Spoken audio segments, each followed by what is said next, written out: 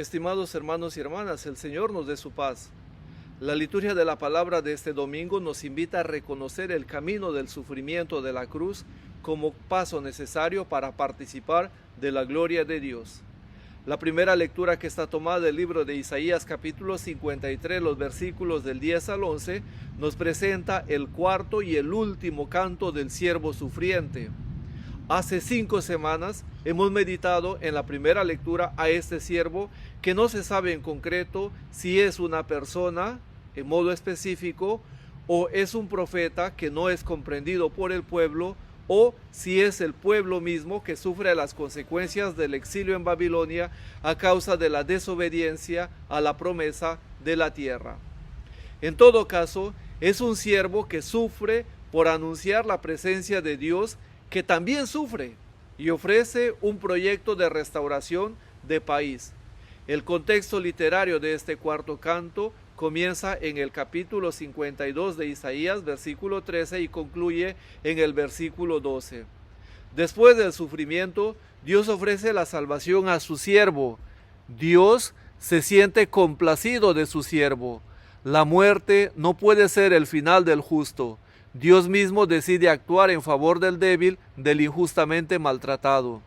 Una característica de este siervo es que viene acompañado de un calificativo justo. Es justo en el sentido de que él carga con los pecados de los demás, no obstante haya sido condenado a la vergüenza colectiva por el modo como fue humillado.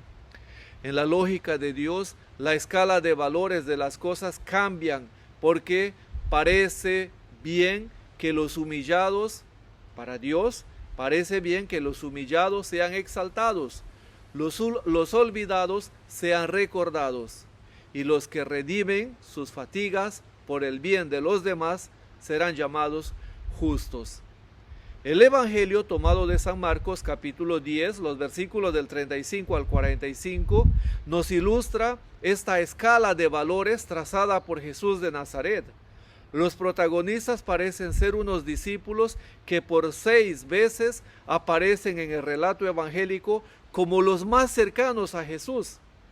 Estos son los testigos de la resurrección de la hija de Jairo, de la transfiguración de Jesús. Este relato se enmarca dentro de las expectativas mesiánicas del judaísmo, del contexto del tiempo de Jesús, en el que se pensaba que el Mesías será un rey glorioso. Esta cercanía les hace percibir a estos 2 discípulos como si tuvieran cierta autoridad o privilegio sobre los otros 10. La narración se organiza en 2 partes para presentarnos una enseñanza de Jesús. Los versículos del 35 al 40 viene la pretensión de los hijos de Zebedeo. Los versículos del 41 al 45 nos presenta la enseñanza de Jesús a sus discípulos sobre quién es el más importante.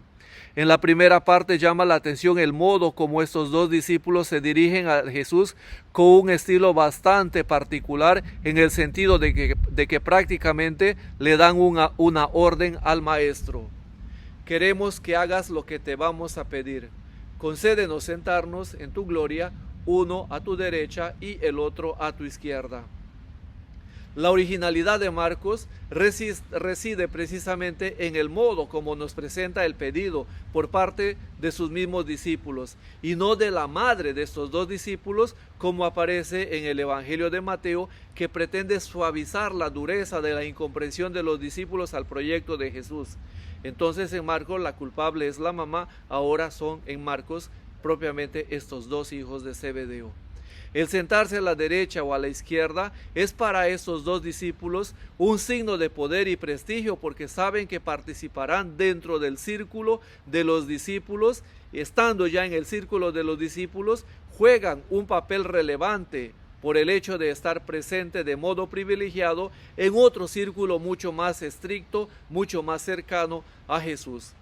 Los versículos del 38 al 40 tratan de presentar la superficialidad de los argumentos del pedido de los discípulos y las indicaciones de Jesús sobre la voluntad de Dios acerca de la participación del reino de Dios.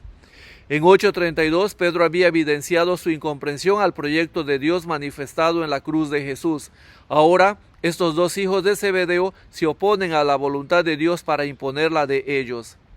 En la recta final del camino hacia Jerusalén, Jesús podía haber entrado en una especie de frustración por lo poco o nada que los discípulos han entendido el mensaje y la idea del proyecto de Jesús. Pero Jesús se pone a enseñar a sus discípulos argumentando que para llegar a la gloria se debe necesariamente hacer el paso por la cruz. Jesús usa dos expresiones enigmáticas en la respuesta a estos dos hermanos, a los hijos de Zebedeo.